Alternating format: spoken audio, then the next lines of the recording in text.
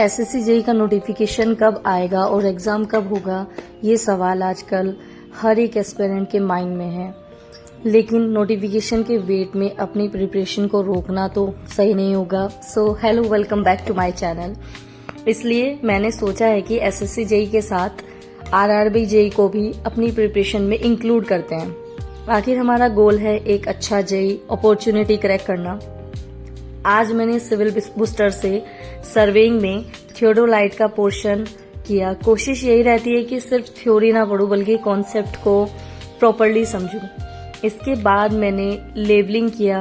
Daily life में, घर में और बाकी की रिस्पॉन्सिबिलिटी के साथ पढ़ाई मैनेज करना थोड़ा डिफिकल्ट होता है, लेकिन जितना भी टाइम मिले उसमें कंटिन्यूअसली उसको मेंटेन करना बहुत ज़रूरी है। फिर मैंने ट्रांजिशन कर्व वाला टॉपिक किया। ऐसे टॉपिक में मेरा फोकस रहता है कि कॉन्सेप्ट क्लियर हो और एग्जाम किस तरह के क्वेश्चंस पूछे रहा है वो समझ में मेरे आए। इसके बाद आईएएस मास्टर से सर्वेइंग के क्वेश्चन प्रैक्टिस किए।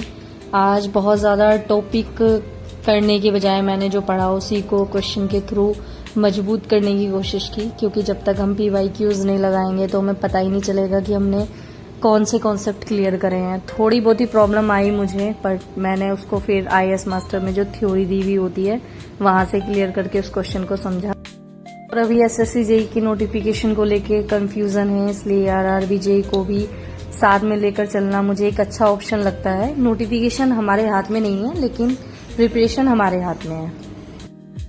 तो अगर आप भी नोटिफिकेशन का वेट कर रहे हैं तो प्रिपरेशन को मत रोकिए। एसएससी हो या फिर आरआरबी जेईई, हमें रेडी रहना है। So keep studying and keep improving yourself, okay.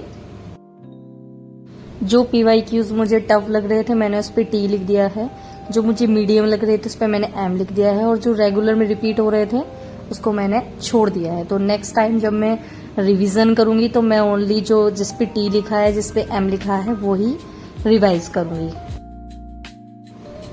Surveying के बाद फिर मैंने रीजनिंग के पीवाईक्यूज लगाए, और जैसे कि आपने मेरी पहली वीडियो में भी देखा होगा कि मैंने आईएएस मास्टर की रीजनिंग की बुक के मैंने ईयर वाइज सेट लगा रही हूँ। तो वहां से मेरे बहुत ज़्यादा क्वेश्चन जो है वो मिल रहे हैं मुझे, और मैंने उससे पहले अपने टॉपिक क्लियर करे हैं, उसके बाद ही मैं प्रैक्टिस सेट लगा रही हूँ। तो सबसे पहले आप ये नहीं कि एकदम से आप लगाओगे। अगर आपने पहले से रीजनिंग को कर रखा है उसके बाद आप आईएएस मास्टर के पीवाईक्यूज लगा सकते हैं। सो अब तक के मेरे 20 सेट लग चुके हैं, जिसमें मैंने 50-50 क्वेश्चंस अपने लगाए हैं, और यहाँ से मुझे बहुत हेल्प मिली है और मेरे बहुत से नए क्वेश्चंस जो है वो कंप्लीट हो गए। तो मैं अब 2023 वाले सेट पर पहुंच गई हूँ। तो उसमें बहुत अच्छी क्वालिटी ऑफ क्वेश्चंस मिलेंगे आपको, तो आप इसको जरूर यूज करना और अपनी प्रिपरेशन को नेक्स्ट लेवल पे ले जा सकते हो। आज की प्रिपरेशन में theodolite, levelling, transition curve, reasoning PYQs, surveying के क्वेश्चंस किए। हो सकता है ये बहुत ज्यादा ना लगे, लेकिन रोज की ये छोटे छोटे एफर्ट्स आगे जाकर हमारी कंप्लीट प्रिपरेशन बनाते हैं। अगर हम छोटे छोटे अपने गोल्स बनाते हैं और उनको हम अचीव करते हैं तो हम अपने गोल के बहुत पास पहुंच जाते हैं। आज का मेरा फोकस बस इतना ही था कि जो भी टॉपिक पढ़ रही हूँ उसको प्रॉपरली अंडरस्टैंड करूँ। सिर्फ सिलेबस कंप्लीट करने के लिए जल्दी जल्दी में ख़त्म नहीं करना है। जो पढ़ा है वो समझ भी आना चाहिए और हमारे क्वेश्चंस भी लगने चाहिए। अगर हमारे क्वेश्चंस नहीं लग रहे इसका मतलब है कि हमारा कॉन्सेप्ट वीक है। तो सबसे पहले अच्छे से कॉन्सेप्ट करो और पीवाईक्यूज लगाओ। तो ये सोचकर मत बैठिए कि नोटिफिकेशन आएगा, कब आएगा। आपके पास में अभी बहुत सारे एग्जाम आने वाले हैं। आपका UPSSC भी है और आपका आरआरबी जेईई भी है। तो आप अपनी तैयारी रखिए और सभी एग्जाम्स को दीजिए।